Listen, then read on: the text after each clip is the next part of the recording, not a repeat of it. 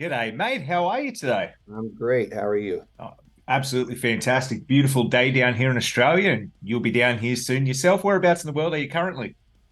I am in North Carolina right now. I'm actually in my hometown. I'm like 10 minutes from where I pretty much grew up and Wow. spent the first half of my life. And so yeah, we've had 2 days off here. I've been running around uh doing stuff. So I've been busy today, but it's been good.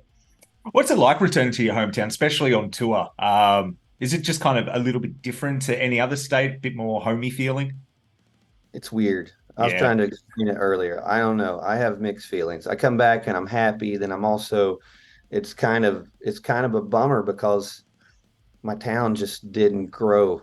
I'm from a very, very small town, and I just drive back through these places, and I got these memories of how these places seem so big, and I'm driving through, and it's just so small, and everyone just kind of just went, oh, this is as good as it gets. We'll just stay here, and it's just I don't know. It's weird. It's weird. I have mixed feelings when I come back. I love being here. My family's still here and stuff. It's just, I don't know. It's a happy, sad kind of feeling. Because I've been away from North Carolina now for almost 15 years. Yeah, wow. I know exactly what you mean. I come from a small town, Australia as well. And you see a place you grow up as a kid, you come back 20, 30 years later and you're like, oh, that's the same owner, same people. Everything just looks the same, but the paint's faded. Yeah, it's weird. It's like it's like the same area, but it's not the same people, and it's just I don't know. The world's just grown in weird ways, and I don't know. It's still kind of weird here, at least through my eyes. I've just seen it from a different point of view now. I'm coming back. I've seen the world. I've traveled around, and and I come back and I see this place that used to seem huge to me, and now it's not And as big as it seemed. That was my world then. yeah. You know. And how are you getting that feeling coming down to Australia, for example? Because I've had a look and you were definitely no stranger. Besides the pandemic, I think you've been here almost every year since about 2014. We're a long way away. What keeps bringing you down here so often? I'm not upset about it, but just curious. Uh, me neither. I'm not sure what happened. I played the big day out with Murderdolls in 2002 or 2003.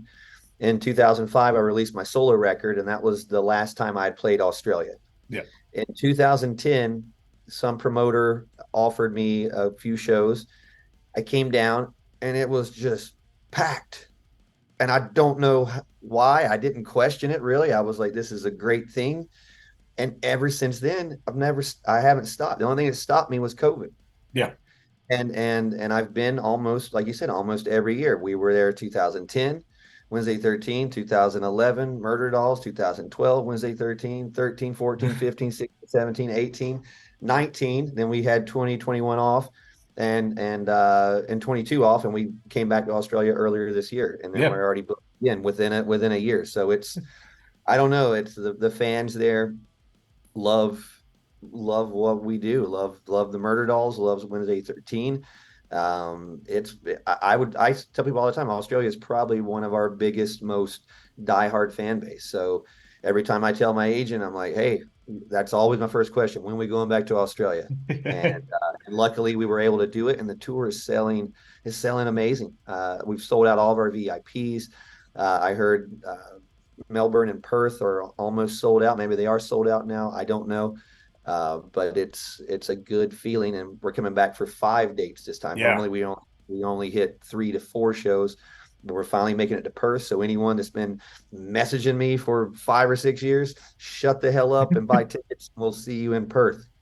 Yeah, it's finally good to see a comment section of a Australian tour not have where's the Perth show every second comment. So it Oh was yeah, refreshing. yes, yes, yes.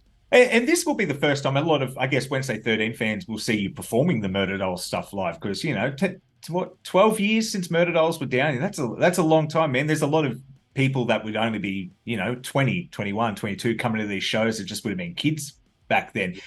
What can they expect differently? Because I've been lucky enough to see you perform as Wednesday 13 and perform as Murder Dolls. And I felt that both shows were extremely different to each other. Like, what goes into that? I think it's just the attitude and the just it travels with the music. Yeah. I think you'll see that as well. Like it's still Wednesday 13. It's still my same band that you probably saw last time, with the exception of our drummers, the only new addition to the band that we've had in the last year or so. But it just with when we started rehearsing these songs, this because the set list is all Murderdolls. It's not Yeah. any Wednesday 13 solo stuff. It's full hour, 45-minute set of Murderdolls, 20 songs and stories in between that. And when we started rehearsing this, I realized instantly, I'm like, it's weird. People have asked me all the time, what's the difference between Wednesday and Murderdolls? And I go, Joey Jordison. That was the difference. Yeah. And now I hear it and I go, no, it's more than that. It's like the Murderdoll stuff was just relentless. It's just fast, just boom, boom, boom, and it's rock and roll. Wednesday 13, it's got all the rock and roll stuff, but I also started experimenting and stuff. So it's got its valleys, it's got its ups and downs, Yeah. it's got its horror movie soundtrack stuff. And Murderdolls was just this relentless, just rabid dog, and the show energy level, it calls for that. Like I can't play these songs sitting still. I have to move around. I have to thrash my body. I tried doing it the first week of tour, and I'm like, I have to move this way. I can't sit still and play these songs. So it just the attitude, the energy, and then the audience singing these songs back to us. Because I forget sometimes. I forget, doing my own stuff. I forget what this music did for a lot of Mm. people. And being on tour, I see it every night.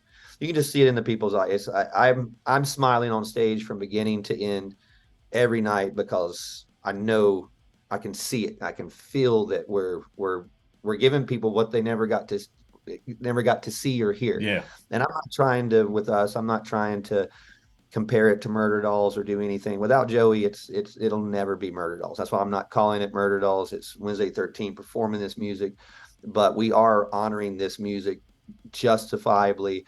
Drum wise, my drummer I was like, play it just like Joey played it. And Yeah. he is. He's doing it justice to that. And we're playing everything. I want people to go to this show and hear it and go, this sounds like the record I've listened to for 21 years.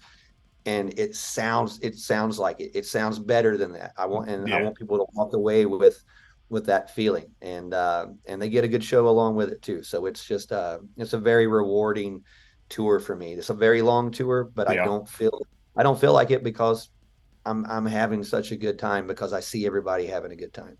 And that's the big thing about Australia, because you said 20 songs, I believe, and correct me if I'm wrong. I think this is the first time you're doing a headline set in Australia, because I know last time you came down for Soundwave, you Mm-hmm. opened for Rob Zombie on the side show, and I think for Big Day Out it might have been Jane's Addiction. Could be wrong on that one. Yeah, I mean, we did a lot of support stuff, but Yeah, I've always came back and did my headline tours in those other years. but But as the Murder last Dolls. Yeah, but as Murderdolls, we never did a full headline run that I recall. I think No. it was just the festivals, and then we did Japan. We headlined Japan, but I don't. Yeah, you're right. It was only those shows. Yeah, so this is the Yeah, first time, even if like someone like myself who's already gone and seen the Murder Dolls stuff, there's going to be a lot of songs on this set list. How was it yeah. going through kind of choosing the set for this? Was it kind of like, I need to put this one in here, this needs to go here, Oh, because there's a lot there. yes, it was very difficult to put this together in the beginning because we started off with 27 songs that everyone. I said, this is the 27 we're going to work on. Yeah, And then once we started rehearsing everything, there was a couple that I added. They just they either didn't feel right or we ran out of time because the set list we started timing. I'm like, we can't play all these songs. So I literally some songs didn't make it because it didn't fit in the time. A couple of songs I don't know, it didn't feel right. It didn't feel right. And I'm like, if it's I'm not gonna and that even happened in the first time around with Murder Doll. There were certain yeah. songs that we never even played. We recorded on the record, but they never were played live. But yeah, you're right. I didn't even think about that. Most people have only seen a opening set from us, 30 minutes, 45 minutes. They're Yeah. going to get an hour 45, 20 songs. There's 13 off the first album, and the rest is Women and Children Last, the second album. And how's it feel like doing these songs again after all these years? When you went into rehearsal, were there any like going, fuck, it kind of feels good to play this again, and then getting up on stage and doing that for the first time in such a long time? It felt good to play the songs again. I don't think I realized how much fun I was having playing them until I saw the audience reaction. Yeah. Because my first week of rehearsals into the first show, we only rehearsed for a week going into the first show. So that first week, I was really just trying to focus on singing the parts right. And because, 21 years ago, 22 years ago, I recorded the vocals for this record. My voice is a lot higher. My high range, I can still do it, but it's literally, I had to relearn how to sing. I had to learn how to breathe. I had to learn a lot of that. So my focus was on that. And then once I saw the audience reaction, then I went, okay, this is fun. I'm having fun with it because everyone's loving it. And I was just overthinking it. But yeah, it's just been it's been a good thing, but making the set list out was tough because some songs got left off. But I do feel like the songs we picked are the ones that the majority would want to hear, I think. Yeah. Yeah. And I've seen a couple of the songs in the set list because I remembered last time I saw you guys, I was like, oh, like I love to say fucks in there now and stuff like that. That was never played in Australia as far as I can remember before. So super keen for stuff like that. Yeah. Question, was coming back and doing the Murderdolls set list always a matter of just when, not if? Or was there a kind of sudden change at one point where you're like, nah, this is the right time to go out and kind of celebrate the music Joey and I made together? I mean, it was definitely his passing that Yeah. that made this happen now. I think it would have eventually happened, like, because I would have went like, oh, this is this anniversary or something, I would have Yeah. been like, oh, we got to do a tour like that. But it was definitely, it was his passing was the big main reason of that.